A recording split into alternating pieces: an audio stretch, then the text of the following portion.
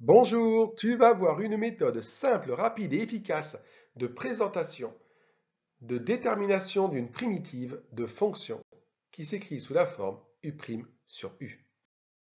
Voici un exemple d'illustration. Déterminer une primitive grand F de la fonction petit f définie sur R par petit f de x égale 5x sur x au carré plus 3.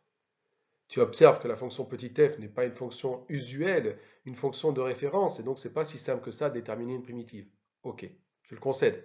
Mais tu connais les formes de fonctions composées avec les primitives. Et ici, la fonction petit f a l'air de s'écrire sous la forme U' sur U. Alors regardons si tel est le cas. Et je te propose d'écrire cela sous la forme d'un tableau. Dans la première colonne, tu vas indiquer la primitive grand F. Dans la deuxième colonne, la fonction petit f, qui, je te rappelle, est la dérivée de grand F. Et dans une troisième colonne, les conditions. Le rêve serait que la fonction petit f s'écrive effectivement sous la forme U' sur U. Parce que tu es censé savoir qu'une primitive, dans ces cas-là, serait logarithme népérien de U. Bien sûr, la dérivée de la fonction logarithme népérien de U, c'est U' sur U. Oui, mais sous certaines conditions. La condition majeure est quand même que le U doit être strictement positive pour qu'on puisse prendre son logarithme népérien. Imaginons que la fonction petit f s'écrive effectivement U' sur U. Alors tu n'as pas le choix. Le U, c'est ce qui est au dénominateur. Ça serait x au carré plus 3. Est-ce que la condition est vérifiée? Oui, x au carré plus 3, c'est bien strictement positif, comme somme de nombres positifs, dont 3 est un nombre strictement positif. Mais alors, pour vérifier si petit f s'écrit sous la forme U' sur U, tu as besoin de connaître U'. Alors, calculons-le. Si U s'écrit x au carré plus 3, U' est égal à 2x. Rajoutons maintenant une ligne supplémentaire dans le tableau, dans laquelle on réécrit la ligne précédente, en remplaçant tout simplement le U par x au carré plus 3 et le U' par 2x.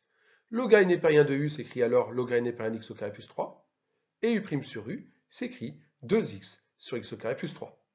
Et maintenant, on va observer si la fonction petit f s'écrit effectivement sous cette forme. Parce que si la fonction petit f est définie par f de x égale 2x sur x au carré plus 3, alors tu auras le droit d'affirmer qu'une fonction grand f définie par grand f de x égale logarithme népérien d'x au carré plus 3 est une primitive de petit f. Alors, est-ce que c'est bien le cas? Eh bien non. Aïe, pas de chance. 2x sur x carré plus 3, ce n'est pas 5x sur x carré plus 3. Non.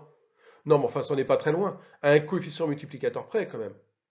Bah, bien sûr, 2x, et nous, on veut 5x. Alors, déjà, il faut faire apparaître le 5. Bah, je te conseille de multiplier par 5, mais il va falloir aussi faire disparaître le 2, qui est en multiplication ici avec le x au numérateur, et pour le faire disparaître, il suffit de diviser par 2. Alors, on va multiplier tout simplement 2x par x carré plus 3 par 5 divisé par 2. Je le rajoute ici dans les conditions, on multiplie par 5 demi. Mais je multiplie par 5 demi ici la fonction petit f, mais alors ça va se répercuter aussi sur la primitive, tu dois multiplier aussi la primitive par 5 demi. J'écris cela dans une ligne supplémentaire. En multipliant par 5 demi, on obtient 5 demi logarithme népérien x au carré plus 3, et ici 5x sur x au carré plus 3, qui est bien la fonction petit f. Donc une primitive de la fonction petit f, c'est la fonction grand f, par exemple, définie par grand f de x égale 5 demi logarithme népérien d'x au carré plus 3. Il ne nous reste plus qu'à conclure que la fonction grand f définie sur R par grand f de x égale 5 demi logarithme népérien d'x au carré plus 3 est une primitive qui convient. Et je te rappelle que ceci est possible, car pour tout réel x, u égale x au carré plus 3 est strictement positive.